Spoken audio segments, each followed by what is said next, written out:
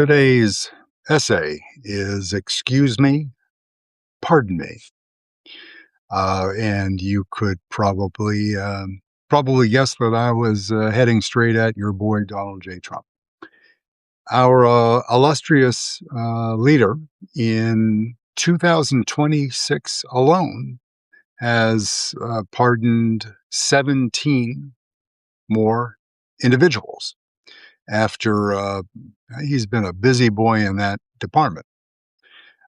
He will surpass all any previous president. I was going to say all future presidents combined, and that may be the case by the time he's done, because he's doing a lot of bad shit, and he's he will be his pen will be busy, whether he uses a real pen or a Biden pen or steals one from a grade school student. It will be There will be a big number of them. Some of the featured players in the most recent pardons are a lot of surprisingly a lot of finance people, particularly in the crypto realm. A whole bunch of people that are associated with his children. More specifically, his eldest sons, Don and excuse me, Don Jr. and Eric, who are, as the kids say, balls deep in crypto, and like the pardon last year in of CZ, the founder of Binance, who we've talked about before, who facilitated financing for Hamas. Excuse me. These individuals are of the more the more run of the mill sorts of criminals that just did little things like defrauding governmental regulatory bodies, which, as we've learned from the Trump administration, shouldn't exist in the first place. And his campaign donors have indicated that he should eviscerate all regulatory bodies that review financial services, banking, and just about everything else. Environmental issues. He has just stripped those out from the inside, root, branch, and everything else.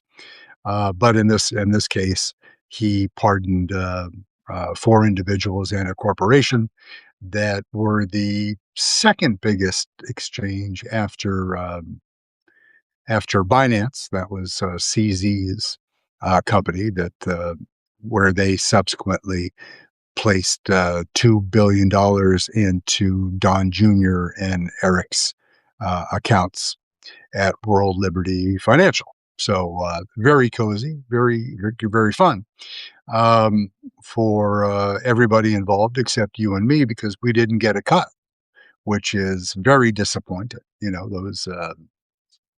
Those Christmas bills are just about to start coming in, and it would be nice to have an extra $1 billion lying around the house. Hmm. Excuse me.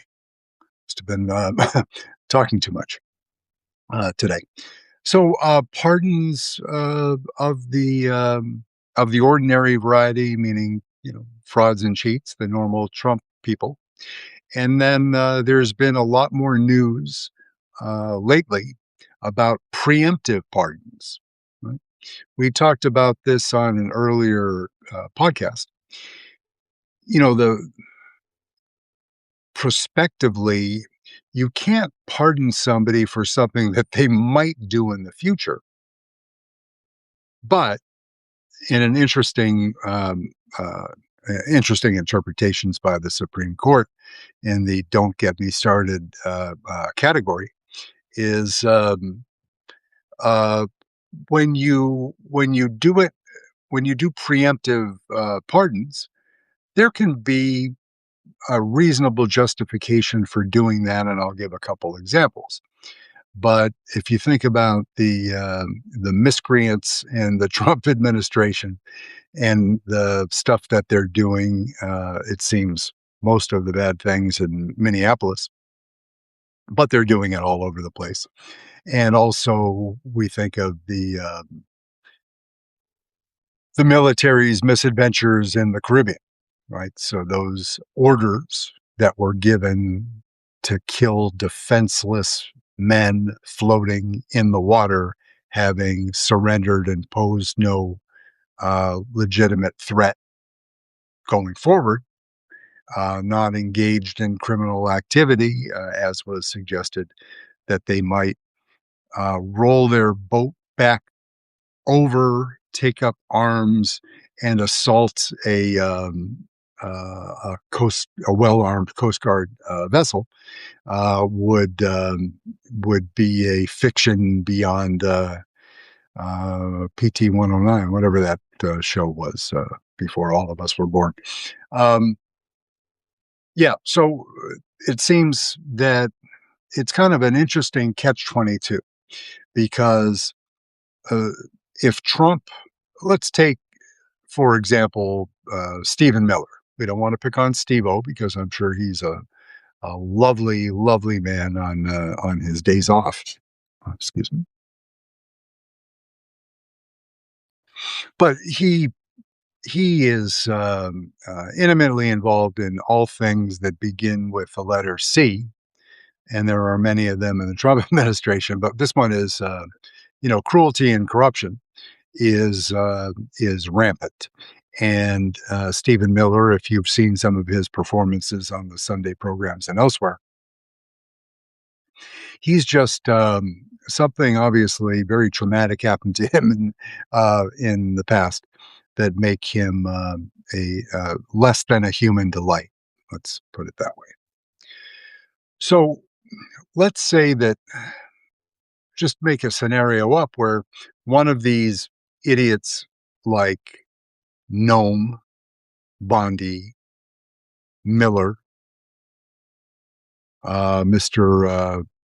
Cavabag, that guy, um, uh, Homan, Tom Homan, or the midget, um, uh, Gregory Bobino, are like, you know what? This is getting too much. I'm really getting tired of being cruel to innocent people and shooting people. So I'm going to take an early exit, but I need to get a pardon so my ass is covered when I get out on the street, because what if they come for me sooner?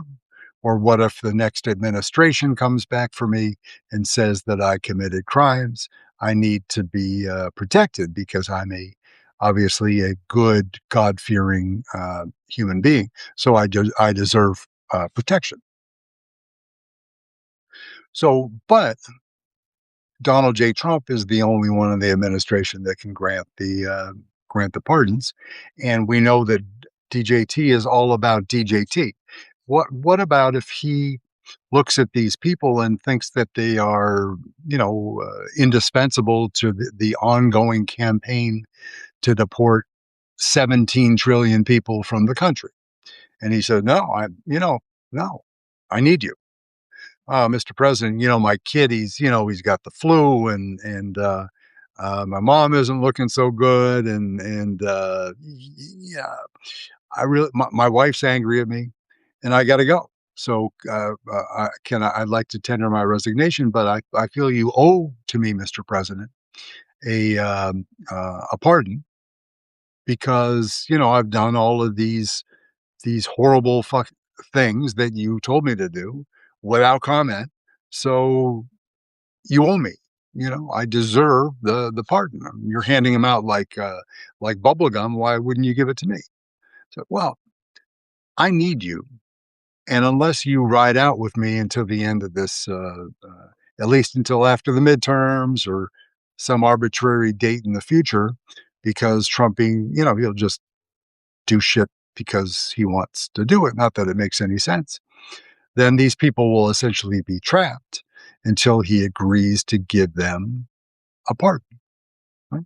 Because if they just say, F it, I'm gone, then they're exposed. Which is, I wish it was the way they do it, because it would be easier to bang them up, if we didn't have to deal with the pardon. It's the pardon isn't it it is not a blanket pardon or release in a sense, because there are workarounds, right? As there, excuse me, as there is to everything in life. But yeah, so I would imagine that Trump's going to be writing these up for, maybe they get in a room with him and they all say, all unanimously, we really need those in, and he can write them up now, and they can fill in the little bits later. There's room for a great deal of fraud. Like, what's going to happen? You mean Pamela Joe is going to audit them and say this isn't the way it was written, and that's signed with like a Biden magic pen, so it doesn't. No, because they'll all be culpable for something, so they all need that protection, right? So I can see him issuing them rather liberally, unless he wants to put the arm on somebody and keep them in place longer than they care to stay. But what are the outs? I mean, there are two big ones, and then there are a couple nickel and dime type variety ones that I won't get into because it just gets very tedious. But let's just think about state crimes and ICC, right? We've talked about these subjects in general in the past, but in states where the act that was committed is also a violation of state crime, this is probably a great time to warn state attorneys general to tighten up. And whether it's in D.C., New York, that they already have their shit together, because it's the preeminent district attorney's office in the country. But so if these people get pardons, there's nothing in the pardon that precludes the state attorney general from charging, as long as that is a crime in that jurisdiction. But if there is, fraud crimes, if there is, other financial improprieties, then there's likely you can find some way, excuse me, to get at these people in state court. And then the pardon from Trump or any subsequent president is ineffective. And the only pardons that would be recognized in the state court would be from the governor.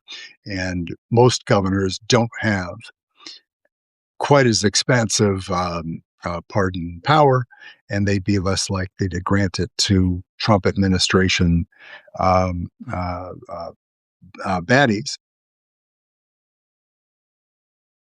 because they wouldn't bring the charges to in the first place in a jurisdiction where they didn't think they could get the state charges to stick, right? That's logical. And then the one that I dream about at night, because it has a kind of a blurry magical realism uh, patina to it, that just makes me feel warm inside. Like yesterday, when we were doing the podcast together, it was that was the first time. I mean, I'm a absolutely mean, miserable, cold-hearted bastard in general. But just the two murders of Alex and Renee. And when we were talking yesterday about tying it all together, and with MLK and that song, which just got me for some reason. It's a sad time because you're sad for these beautiful young people whose life is these individuals are ripped from their families. Their life is taken from them for a meaningless reason beforehand. It's meaningful now in the aftermath, as we talked about, but it's senseless violence. And the entire program is senseless because Donald Trump is doing this to satisfy a grievance, something that is broken inside of him and other beautiful young Americans, uh, beautiful young Americans from George Floyd on down to Alex most recently. These people are killed by this expressly by Donald Trump's bad acts. Mr. Floyd, on the other hand, you could argue that creating conditions on the ground that are permissive to cruelty, police, excessive violence. Look at if you want to look at the the seminal cases, Rodney King, and on back through history. There is an argument to be made because Mr. Trump, by communicating the way that he does, granting pardons the way that he does, he he takes the value. He's actually stealing away the dignity of law enforcement. Right? So if you think about you need what I would say in general is you need much more law enforcement and less policing. Right? That's law enforcement having the word law in the front of it is goes back to the other part of what Donald Trump's Project 2025 plan and what he has been executing is the assault on the rule of law. And that means that law enforcement, not just that people will ice bad. That we have the defund the police thing, which was can reasonably argue an overreaction. And that was harmful in a, in a more general sense to the Democratic Party forward, the way that the Democratic Party faces the public, and then to say defund the police, that was a mistake to present it that way. It's sad, but it is true that presentation matters because politics is a dramatic endeavor. So there's window dressing, there's blather and bullshit and all of those things that go into politics. So even though with the excesses of a small number of police,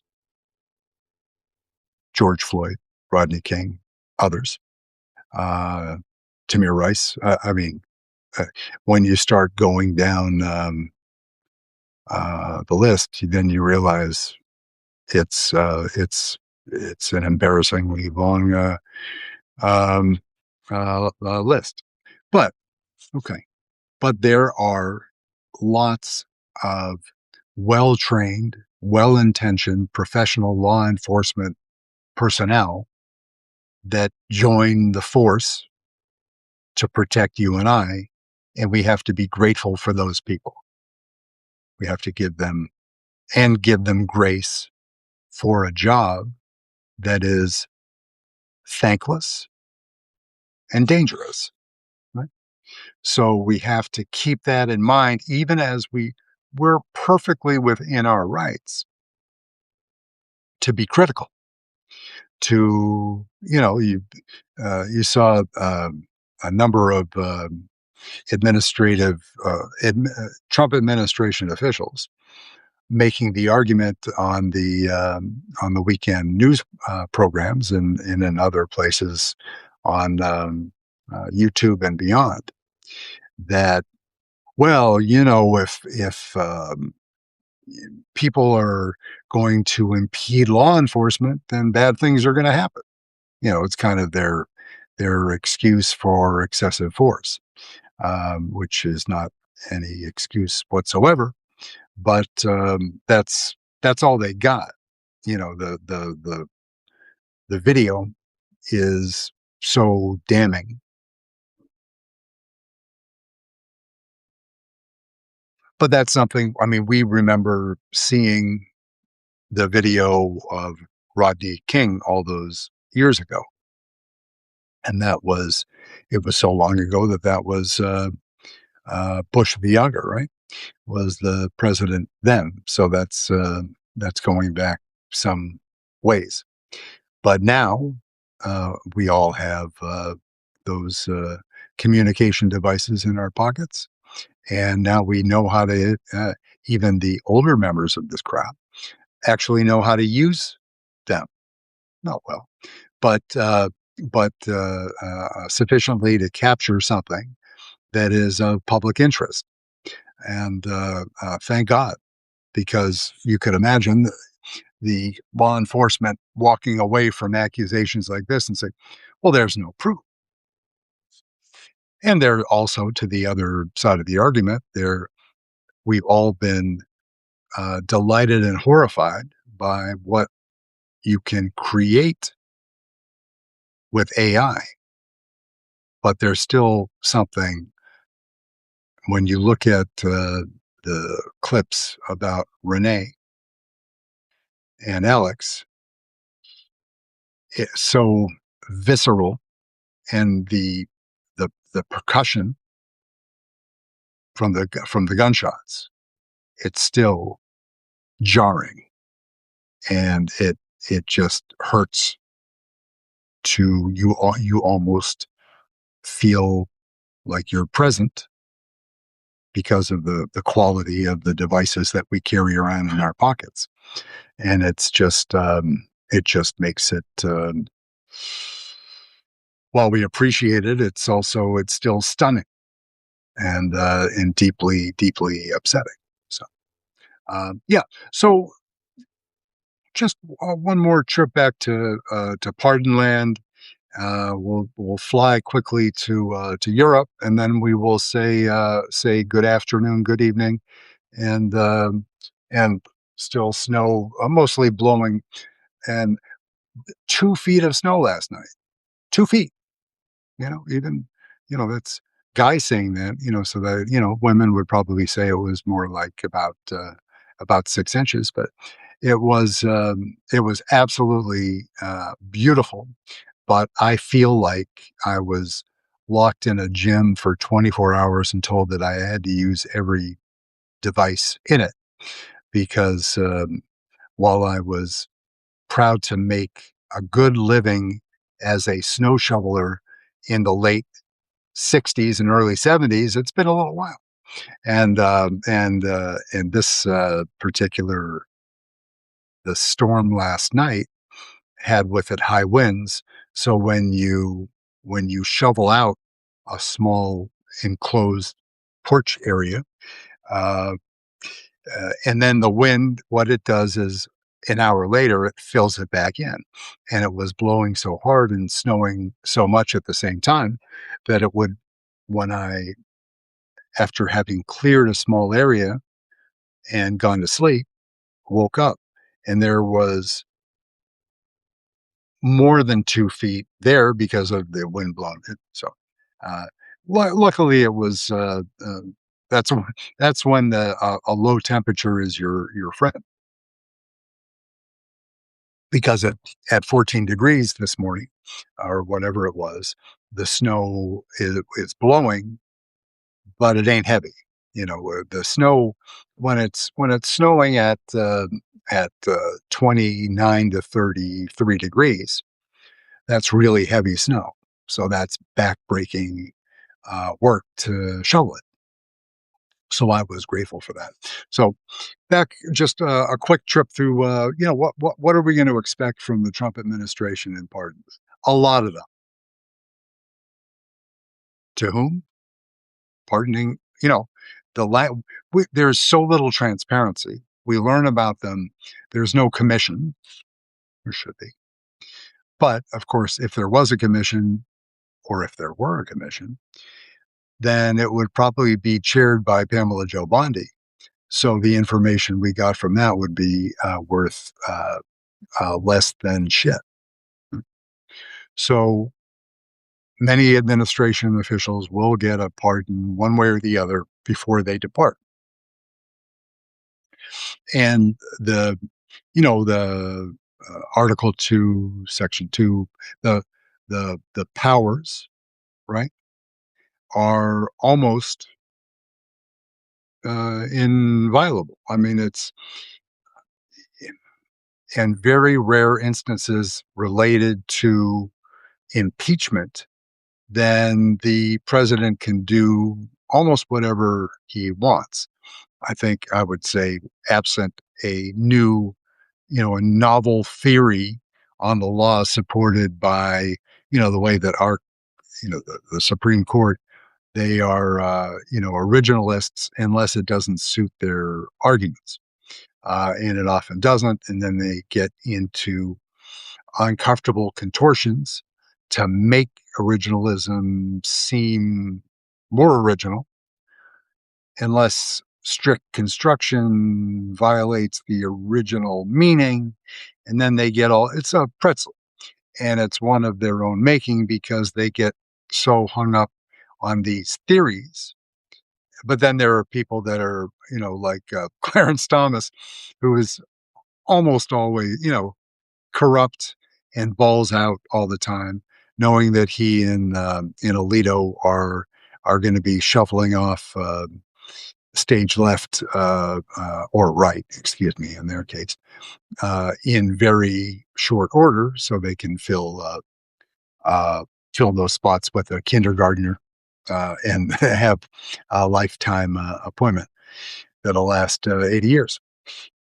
Yeah, the last is my fever dream, my special place, my happy place, which is The Hague and the ICC, because what that is very limited, and the reach is limited by the fact that countries that are not original uh, signatories on the ICC, you don't have police powers, and they don't have their own uh, police force or uh, uh, security or whatever it is. They cannot execute warrants themselves, so they require the cooperation of countries that are signatories to the agreement.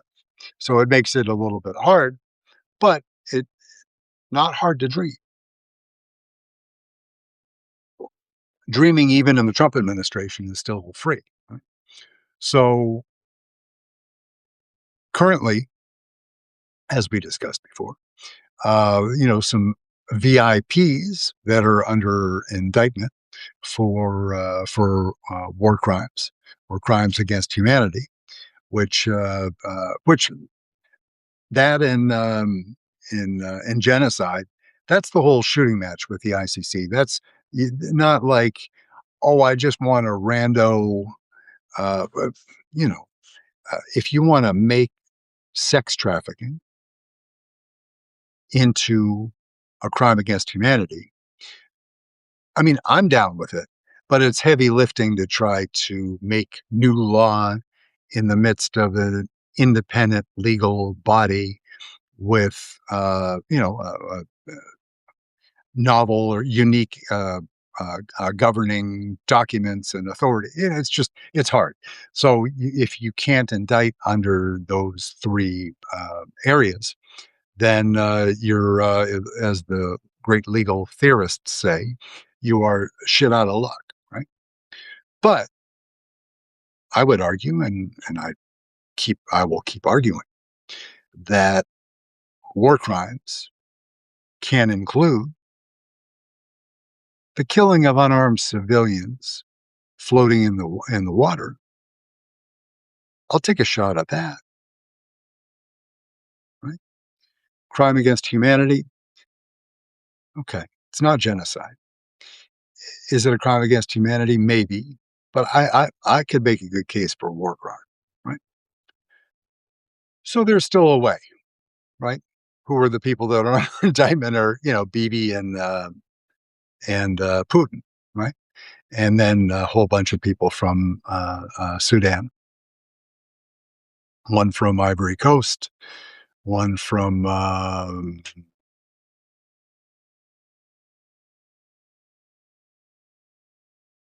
Congo, and one or two other randos.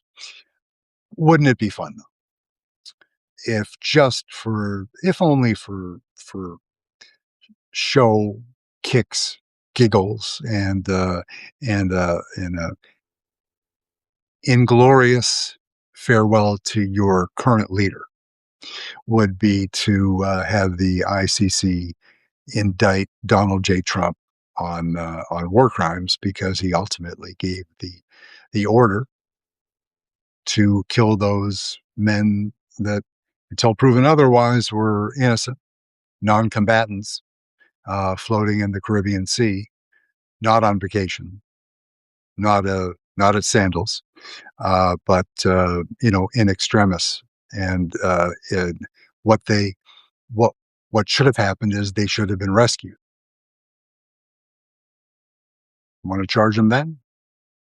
Want to do what they did with three or four other gentlemen that they returned to Colombia, Paraguay, and maybe Uruguay. I don't remember. There are a couple other random uh, dudes from South America, Ecuador, excuse me. Yeah, you want to do that. The fact that you're returning them to their country of origin without charging them kind of gives lie to your assertion that they were engaged in illegal activity, or but that, if it's hypocrisy and it's the Trump administration, then it's just another day. Right? So I will continue with my international criminal court dreams. If you're interested in that kind of stuff, it's worth a little look, because there's that almost well-established connection to Jack Smith, because he was working for and prosecuting defendants in another court in The Hague, which was specific to, as we spoke about the other day, to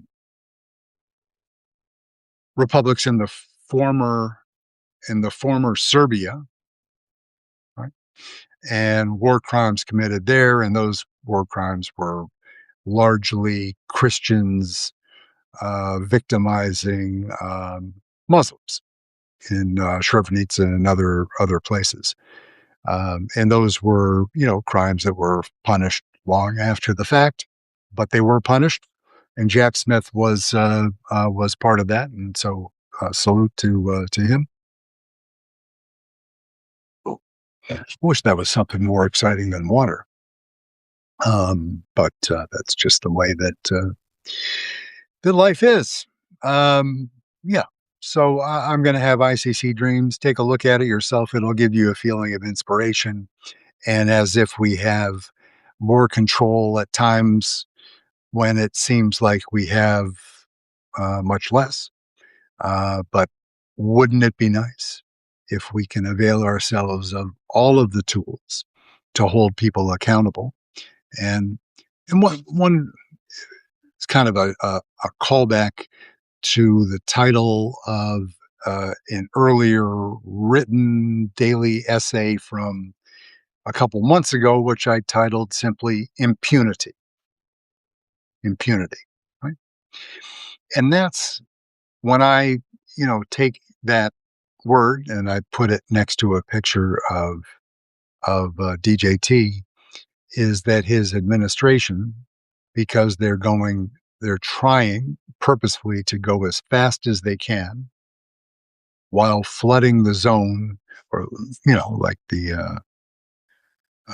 like it was put by what's his name, the campaign guy, flooding the zone with shit to create confusion, and that's what they're doing. And they're violating the law in so many different places so quickly that it's impossible for people to get to court in order, even when you have a bona fide reason for filing a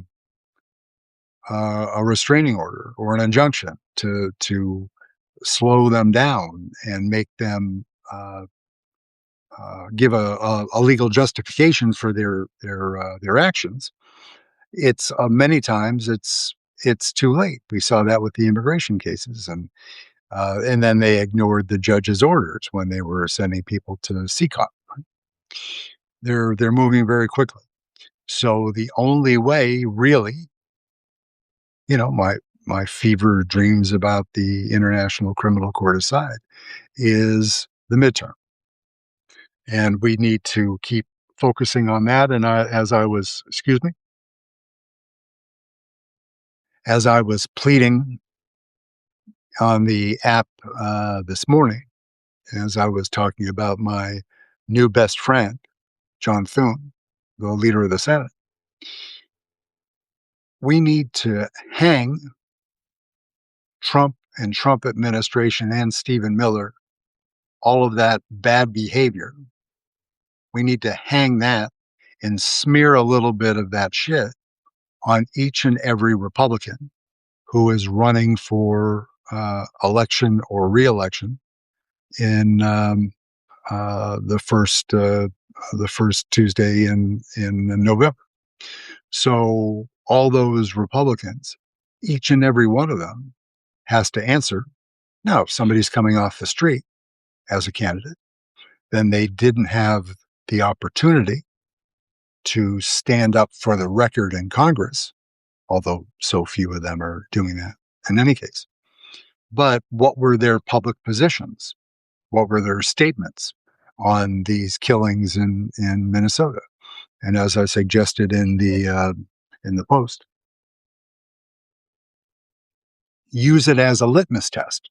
You know, it's litmus tests are not the ideal tool for thoughtful exchange of ideas and positions, but we need to efficiently attack each and every Republican that's running for office this fall. We're talking about federal now, but state also. We need to attack them, make them answer for their part, right? Silence is complicity. Well, I didn't know anything about a killing what are you talking about? Who is this Renee Good that you're talking about? I don't know. No, I was on vacation. I don't, how can I possibly be expected to know, this is playoff football. How would I know? Yeah. All of the shit you're going to hear from candidates talking candidate speak about wasn't my job, implications, which is going to just infuriate me that, well, it was Donald Trump. He told me I had to do this. This was important he had a mandate. He had an overwhelming majority, which he never did. He doesn't have a mandate. Didn't get a majority of anything. You had a plurality, right? He won. I'm not debating that. Did he have help from the Russians winning the election? Sure.